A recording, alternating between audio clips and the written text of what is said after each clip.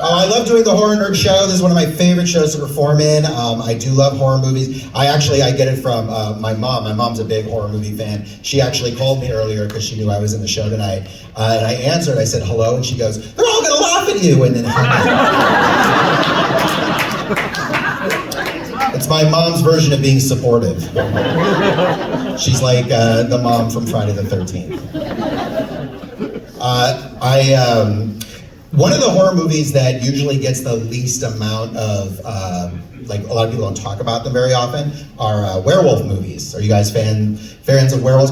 What do you guys think? You can shout about the best horror or the best werewolf movies that are out. American Werewolf in London. American Werewolf in London. Okay, so it's usually, did someone say a different one?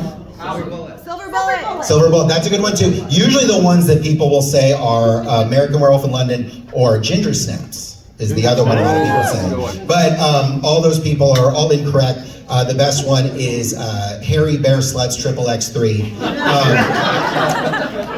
And the thing is that like a lot of other horror movies, like you don't have to see 1 and 2 to really understand what's going on, which I really like. I like when those movies stand alone. I really love a lot of the old classic horror movies as well. One of my favorite ones is The Bride of Frankenstein, which is great. But the funny thing about Bride of Frankenstein is the way that the movie ends, spoiler alert on the 90-year-old movie, is Victor Frankenstein and the other doctor present the bride to Frankenstein, and she rejects him, and then he kills everybody, making Frankenstein the original incel. It's too bad that they didn't teach him how to write, because We Belong Dead would have been a great name for a manifesto. Also too, I mean, the Bride of Frankenstein, the woman is 3 minutes old. Like, can we give her a minute? Like, just to get acclimated? Like, even these like little like Mormon girls don't have to get married till they're like 8, 9. Like, can we just give her a minute? I do love, even though I do like the Bela Lugosi Dracula movie, my favorite Dracula movie is the Bram Stoker's Dracula from the 90s. Yeah. And it was funny because I remember I was watching it with a friend of mine recently, and I said, you know the thing about Bram Stoker's Dracula, the Gary Oldman Dracula, is he is the gayest Dracula out of all of them. Right? Because I mean, like, going around the house in like his flowy nightgowns, you know, that hair. Yeah. He's obsessed with Winona Ryder. But there is something about Bram Stoker's Dracula that definitely makes him a straight man, because he is obsessed with this woman, and he is like spending all this time pursuing her. And then when he can convince her to be with him, he turns out to be a fucking monster. And if that's not the most straight guy shit.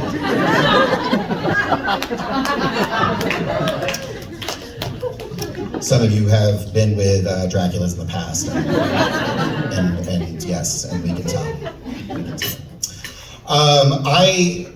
Because I like so many of the old movies, I'm not usually as crazy about remakes of horror movies. Like they'll do a lot of remakes. A lot of the time they're really bad. There are some that I like. Like I really like the remake of the Amityville Horror, the one with Ryan Reynolds. Which, I mean, guys, come on. If I was possessing a house and Ryan Reynolds moved in, I would talk to him too.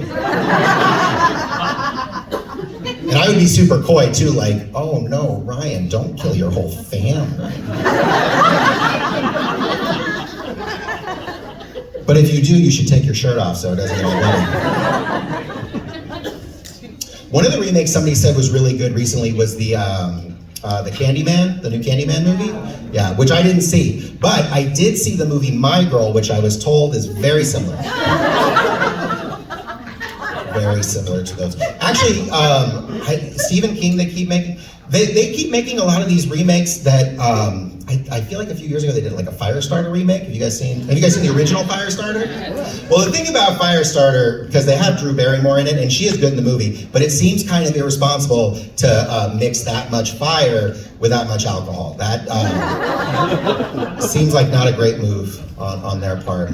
But they keep making these remakes, and a lot of the times, like, the remakes just don't work because they work well in their time because just of the way things were. Like, they keep making new Texas Chainsaw Massacres, and that shit just doesn't work. Have you seen Texas lately?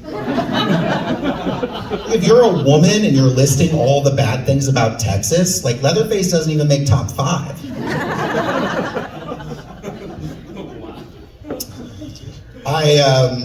I feel like, I mean, they're talking about doing, or no, you know what other one I liked actually, now that I think about it, was the Poltergeist movie. They did the remake of the Poltergeist, yeah, it was Poltergeist. The one they did a few years ago. And that one was really good, because I do like the original Poltergeist movie, even though the plot of the movie is kind of confusing, because it's about this family that lives in a house that's haunted because it's built on an Indian burial ground, which never made sense to me because none of the ghosts are Indian.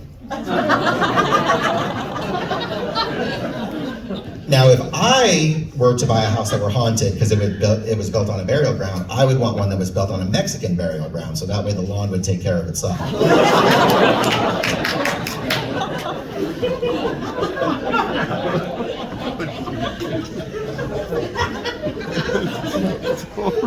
You guys can't like horror, like people getting slaughtered on screen and then get offended and stuff like that. I don't make the rules. I don't. Actually, as a Jewish person, I would really love to see a movie that's about a family that buys a house on a Jewish burial ground, and it's just like a ghost standing around like a Ouija board, like, they're not gonna call. Stan, put this knife right through my heart. And that's what it would be called, and they would make 6 of them. It would be great. They're talking about doing a remake of The Exorcist, or I think it was supposed to come out this year. Maybe it comes out soon. Did it come out already? It's out already. Oh, well, I'm not gonna see it, but they can't, like that movie, okay, so if The Exorcist, if they make that movie modern, that shit's not gonna work. Could you imagine that little girl with a cell phone? Taking it out and putting it in front of her and taking a selfie of the back of her head? Her mom would be on WebMD all the time. And you know with WebMD, it's always the worst possible thing. It's like, well, her symptoms include that she's levitating off of her bed and masturbating with a crucifix. So it must be cancer. The toughest part about doing a modern version of The Exorcist is that there aren't any parents that are going to leave their kids alone with Catholic priests anymore. And those guys were slick too. They're like, we're going to tie your daughter to her bed. No matter what you hear, you can't come in.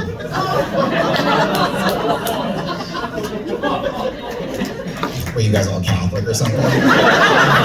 I'll tell you what, I'll stop making fun of it when it stops happening. Her friends would be getting notifications on Facebook like, it says Reagan McNeil changed her status to your mother sucks cocks in hell. Feeling blessed. Eggplant fire. Well, I will tell you guys that as much as I love many different horror movies and I can appreciate a lot of different things about them, there is one horror movie franchise that I do not like, and that is the Paranormal Activity movies. They're basically movies about these families who live in homes where they're afraid of things falling down in the middle of the night. Now, if you haven't seen Paranormal Activities 1 through 6, I will demonstrate all of them for you here tonight.